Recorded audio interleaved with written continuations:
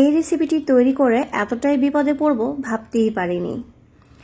এত মজার যে 2 দিন পর পরই এই রেসিপিটি তৈরি করে বাসায় সবাইকে আমার খাওয়াতে হয়। বাসায় যদি এত সুন্দর পাউরুটি তৈরি করা যায় তাহলে দোকান থেকে এত দাম দিয়ে কিনে কেন খেতে হবে।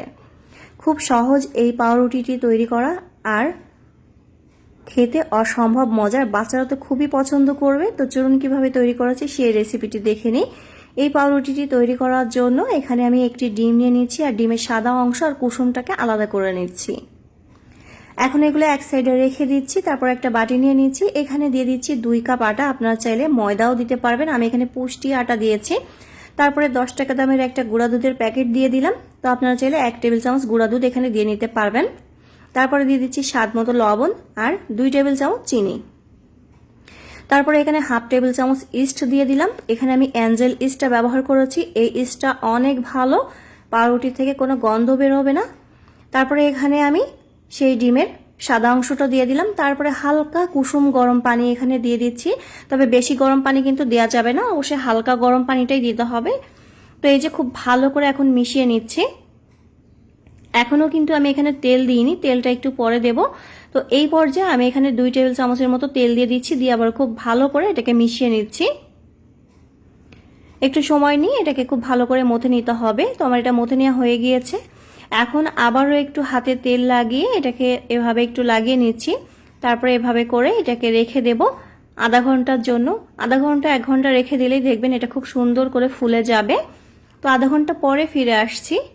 তো আধা ঘন্টা পরে দেখতেই পাচ্ছেন এটা ফুলে কত বড় হয়েছে। এখন আবারও একটু হাত দিয়ে ভিতরে বাতাসগুলো বের করে দিয়ে খুব ভালো করে মথে নিচ্ছি। খুব ভালো করে এটা মথে নিতে হবে। এখন এটাকে বেলে নিতে হবে। একটু মোটা করে একটা রুটির মতো বড় করে আমি বেলে নিচ্ছি। তো এভাবে করে এটাকে বেলে নিতে হবে। দেখতেই পাচ্ছেন আমি এইভাবে বড় করে বেলে নিয়েছি। আর এখানে আমি কিশমিশ, তারপরে আপনার কাজু বাদাম আর টুটি ফ্রুটি ছোট ছোট করে কেটে তারপরে এইভাবে দিয়ে দিয়েছি। কিশমিশটাকে আস্ত রেখেছি আর বাদাম আর টুটি ফ্রুটিটাকে ছোট ছোট করে কেটে নিয়েছি।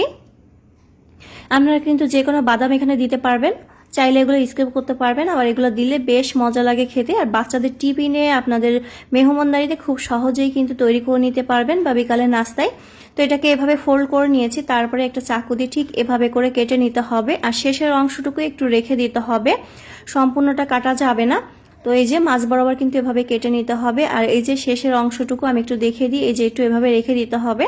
তারপরে এটাকে এভাবে ঘুরিয়ে পেঁচিয়ে নিতে হবে। দেখুন, তো এটা একদম সহজ, খুব সহজেই এটা তৈরি করা যায়। তো এভাবে পেঁচিয়ে নিয়েছি আর শেষের অংশটুকু এভাবে লাগিয়ে দিলাম। তৈরি হয়ে গেল, দেখতেই পাচ্ছেন। এখন এরকম একটা মোল্ড নিয়েছি আর নিচে একটু আটা ছিটিয়ে দিয়েছি। চাইলে একটা কাগজও আপনারা দিতে পারবেন, তার উপরে এটা দিয়ে দিলাম। এখন এটার উপরে আরেকটু আমি কিশমিশ আর টুটি ফ্রুটি দিয়ে দিচ্ছি, তাহলে এটা দেখতে সুন্দর লাগবে। আর যত বেশি এগুলো দেওয়া হবে ততটাই কিন্তু মজা লাগবে খেতে। তো এই যে দিয়ে দিয়েছি। এখন এটাকে আমি 10 মিনিটের জন্য ঢেকে রেখে দিচ্ছি।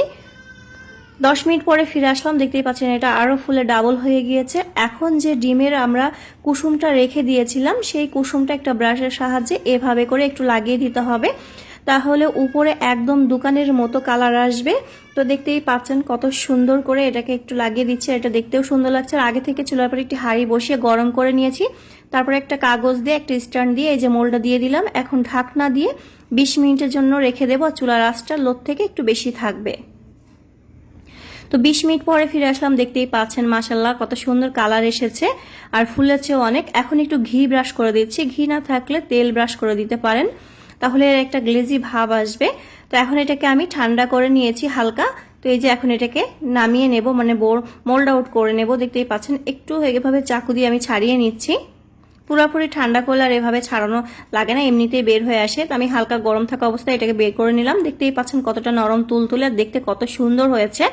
আর খেতেও কিন্তু অনেক মজার। ভিতরটা কতটা পারফেক্ট হয়েছে একটু দেখিয়ে দিই। দেখুন, একদম দোকানের মতো। আপনাদের কেউ বলতেই পারবে না যে এটা আপনি বাসায় তৈরি করেছেন। দেখতেই পাচ্ছেন। আশা করি আজকের রেসিপিটি আপনাদের ভালো লাগবে। যদি ভালো লেগে থাকে অবশ্যই কমেন্ট করতে ভুলবেন না। আর এই রেসিপিটি কেমন লেগেছে অবশ্যই জানাবেন। আর বাসায় তৈরি করে একবার হলেও খেয়ে দেখবেন। আজকের মতো বিদায় নিচ্ছি। সবাই ভালো থাকবেন, সুস্থ থাকবেন।